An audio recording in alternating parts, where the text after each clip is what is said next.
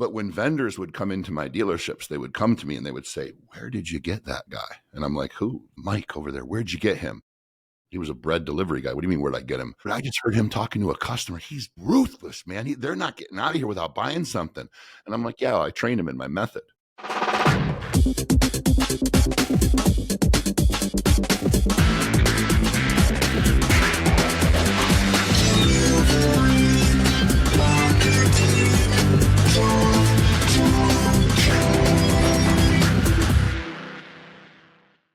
Hey there, and welcome to a brand new episode of Delivering Marketing Joy. I am your host, Kirby Hassman, and joining me today, a brand new rock star. I am super excited to dive into the conversation today. He's a sales psychology leader, which I love that title. He's an entrepreneur. Luke Lunkenheimer, thanks so much for joining me, man. Glad to be here, brother. Yeah, dude, we've been having a great conversation right before we started recording, so I can't wait to dive into the topic. So, I want to start at the beginning, because right now you're an entrepreneur, you're a sales leader, you're a leader. But that is not how your journey started, as I did a little research on you. Can you talk a little bit about how you went from, as your website says, from bank robber to sales icon? So you weren't talking about the Boy Scout cookies that I was throwing back in the day? Okay. I was not. I was thinking you were talking about that. All right. So bank robber, you want to hear about that?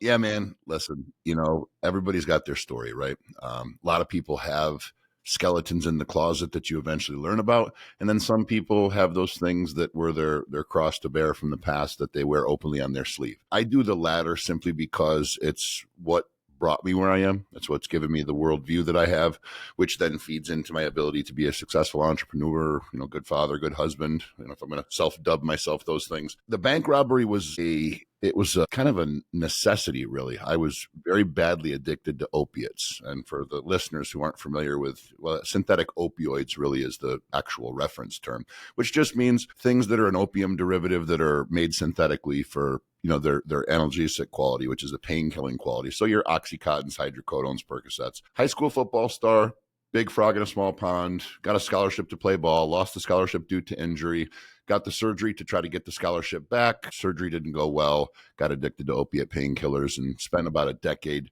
doing all the wrong things. Actually very successful very productive in sales. Made a lot of money those 10 years, but had nothing to show for it because of a ruthless drug addiction. And I've always been kind of a man of action. And at that point, it was the end of a 10-year haul of just downward trajectory and in difficult life circumstances, self-inflicted, really. There's no woe is me tale there. But at the end of it, it was just, I needed something to intervene. I was not physically or mentally capable of getting off the drugs. Anybody who's ever been addicted to opiates can tell you that tale. It's an extremely physical thing. So I kind of always been an extremist and, try to be a rock star, as you put it. And at that time I was like, you know what, if we're going to do this, I'm not a suicide kind of guy.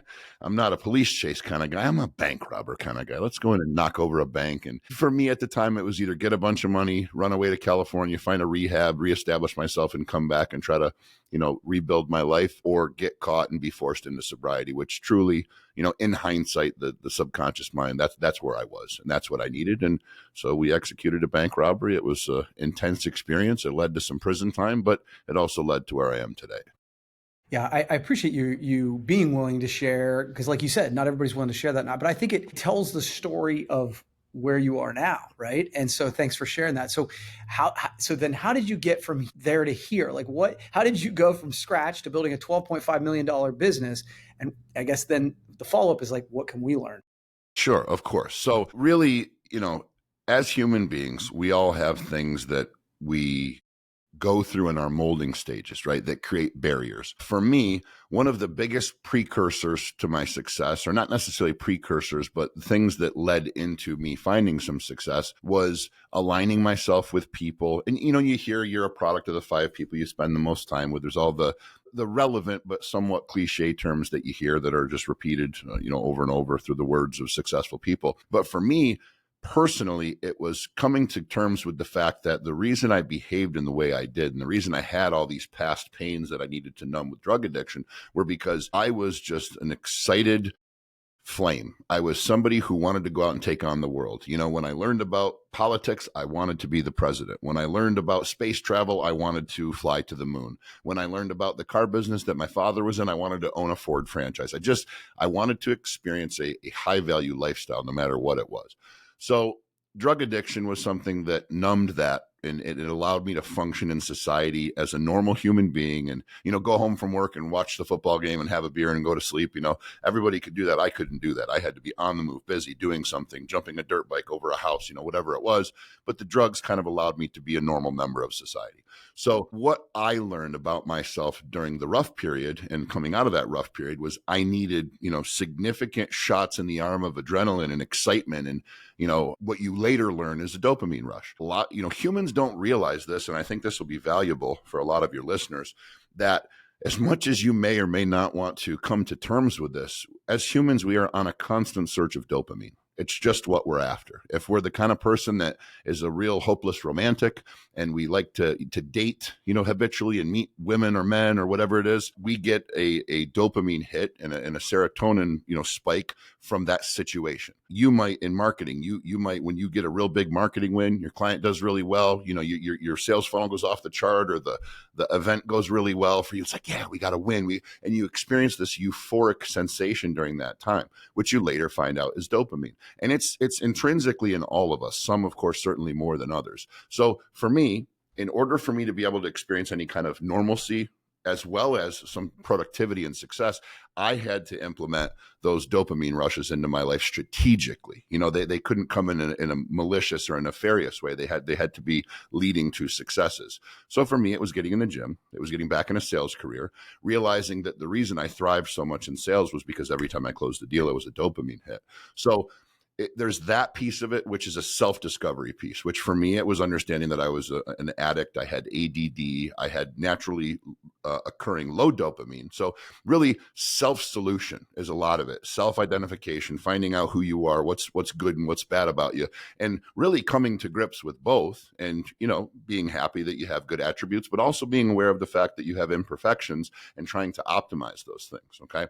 But more so, for me, it was understanding that I needed to chase what it was I enjoyed. For me, so highest and best use, really. When you talk about real estate, and this is somewhere that this is really prevalent, which is in real estate. Somebody buys a building, and you can either make it a storefront, you can make it apartments, you can bulldoze it and make it a rock quarry. You might have a beautiful building, but if they discover there's lithium, ore underneath that building, well, it's going to be a heck of a lot more valuable as a mining site. Really, it could be the Ritz-Carlton producing $1 million a year in income, but if it produces $1 billion a year in mineral, then obviously that's the highest and best use. As a human being, we need to go through that same discovery, right? So for me, I had built car dealerships, and to kind of walk you through the jump from where I was at to where I am, it was just a tenacious work ethic. I went back to work for a guy. He saw me as just somebody that no matter what was always going to set the bar higher and higher and higher than the individuals around me. He also saw that I had some business acumen. And there's a term called success breeds success. And I think, a lot of people take that as, well, you work hard, you do the right things, you get success. I don't believe that's what that means. I believe it means that when successful people witness other potential, other individuals operating at a high level and going, you know what, there's something here. You learn that some of the biggest names in the marketplace are simply individuals who a very successful individual, a CEO or a business owner or an investor, saw them at work doing their thing and said, my Lord, they are far better served in a much higher level environment than they are here doing a great job managing this McDonald's. This person, not that there's anything wrong with that. Yeah. This person, I could implement them into my hedge fund and they could go, take this thing to the moon, right? So when you simply operate with tenacity and you show fire and ruthless work ethic, success breeds success. Success loves success. So for instance, when I'm out, I could be in a cell phone store buying a cell phone case. And if I overhear somebody, that's a tremendous closer trying to put an accessory on a cell phone deal, I might go over and offer them a training job a sales job in my sales training company, which is, well over a 6-figure position. So for me, the jump into success was success breeds success. This gentleman saw me, he saw what I was doing, and he actually offered to invest and help me open a car dealership because he knew that's kind of the end that I was going for. But during that process where we get, you asked me about how do you get to a $12.5 million business, right? So that's the highest and best use part. So I opened a car dealership. We were successful. We did well. But what I later realized it wasn't my ability to source inventory that was the root of my success. It wasn't the fact that I was a tremendous marketer. I was actually kind of a subpar marketer. I needed to rely on a marketing firm. It wasn't that our reconditioning department was particularly good at what they did. Everything was just par. But when vendors would come into my dealerships, they would come to me and they would say, "Where did you get that guy?" And I'm like, "Who? Mike over there. Where'd you get him?" He was a bread delivery guy. What do you mean, where'd I get him? But I just heard him talking to a customer. He's ruthless, man. They're not getting out of here without buying something. And I'm like, "Yeah, I trained him in my method." "What's your method?" Don't worry about it. It's my little secret, right? And that's what happened time and time and time again. And then finally I was out at the NIADA conference because they too, the National Independent Auto Dealers Association, they had heard of my story. They did a cover story on me in their magazine, and they asked me to speak at their conference. And, for those of you out there who want to, be in public speaking or in public service or anything like that, a lot of times those things just happen. People, "Luke, where do you get asked to speak on stages and how do you do all this stuff?" It's like, listen, I just did my thing. Those things came to me, right? The marketplace discovers you when you're valuable. So, and I don't mean that in an arrogant way. I mean, I was naive to it. I was kind of a dummy. And these things just, I tripped and fell into them. But when I was out there, I ended up getting into a conversation with, the number one automobile training group in the world. These guys are supposed to be the shooters.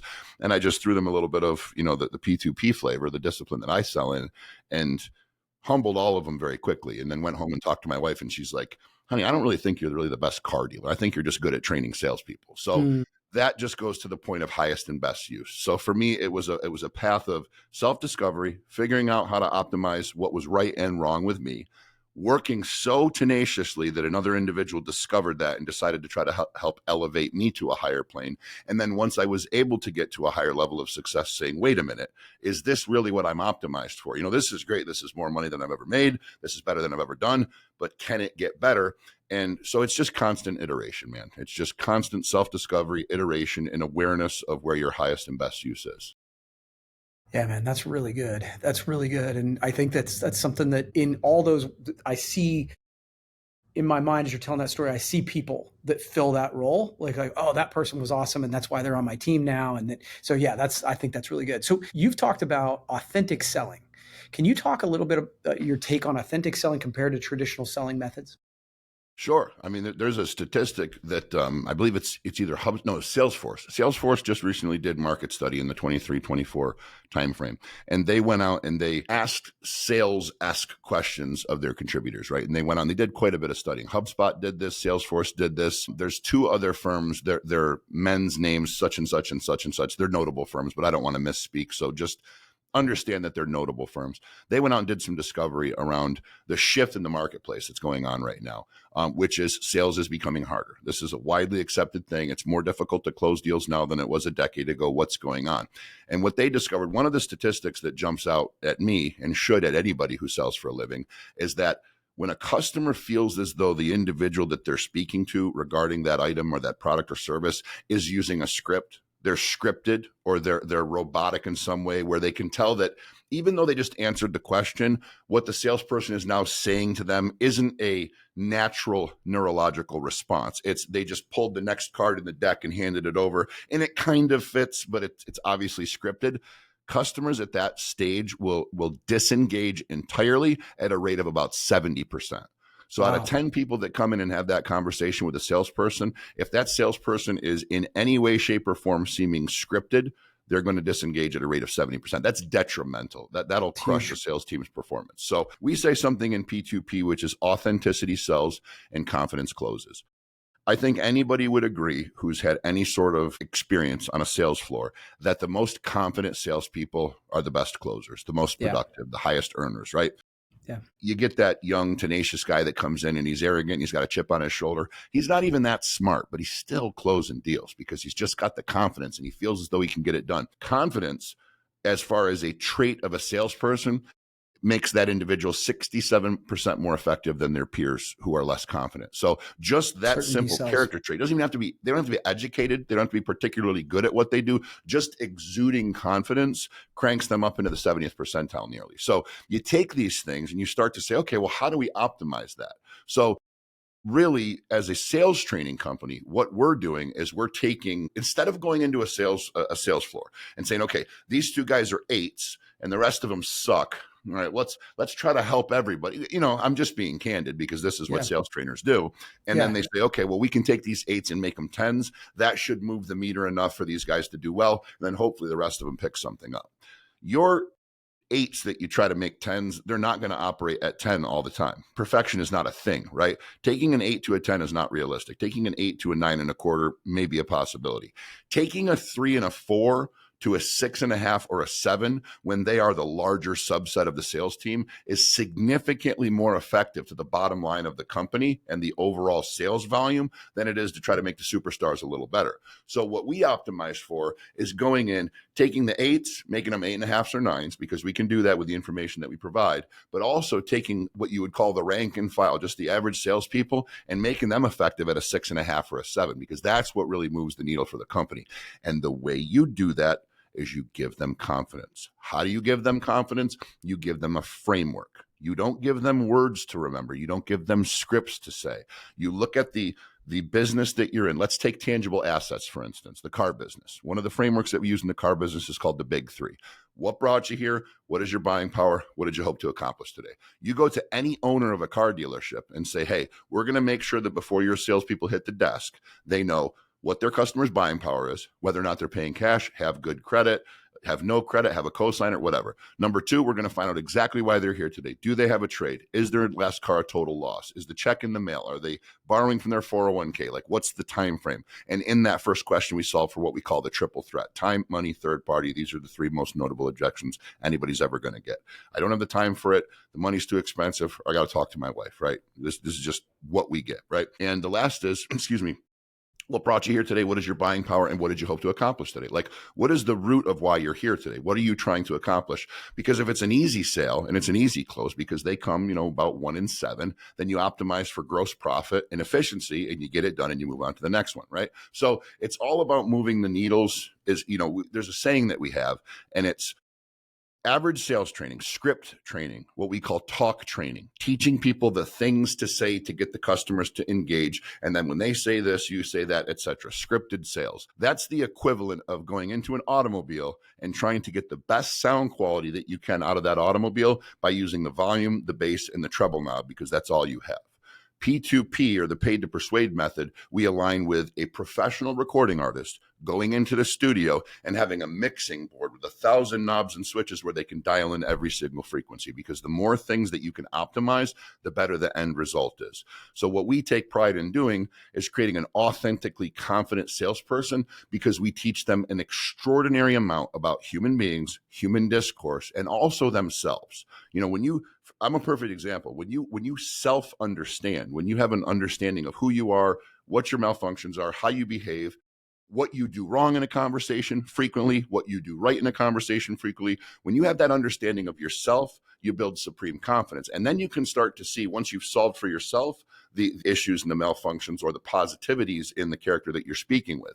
And when an individual understands people and how people communicate significantly better than they did at the outset, that builds extreme confidence, and you don't need scripts. So that's the authenticity selling. Man, that's good stuff.